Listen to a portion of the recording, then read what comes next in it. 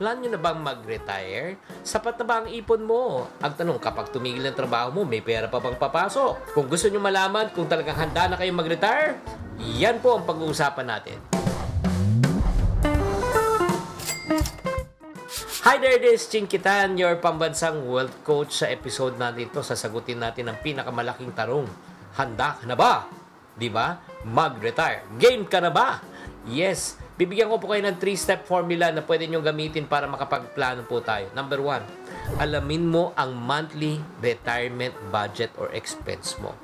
So, tanungin mo sarili mo, pag kayo po ay nag-retire, magkano ang kailangan mo buwan-buwan para ikaw ay mabuhay ng maayos? Halimbawa, kung 20 mil sa isang buwan times 12, 240,000 pesos per year. So, anong ibig sabihin po niyan? Dapat meron po tayong perang pumapasok ng 20 mil kada buwan kahit wala ka ng trabaho at ginagawa. Yan po yung makukuha sa pamagitan ng tinatawag nating passive income. Pangalawa, i-compute mo rin ang taon ng iyong retirement life. Let's say, nag-retire ka at the age of 60. Siyempre, God willing, humaba ang buhay natin hanggang age 85.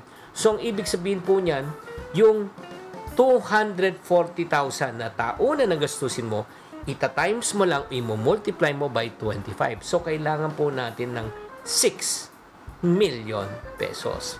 Ay, ito hindi dahil social ka, pero ito lang talaga ang mga pangangailangan. Basic pa lang nga itong pinag-uusapan po natin. Step number 3, mag-invest na habang maaga.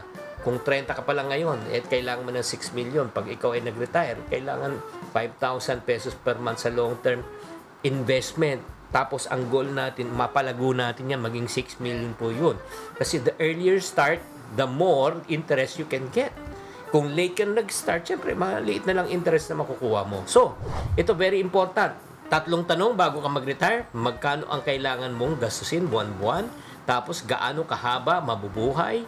At pangatlo, saan ka mag-i-invest?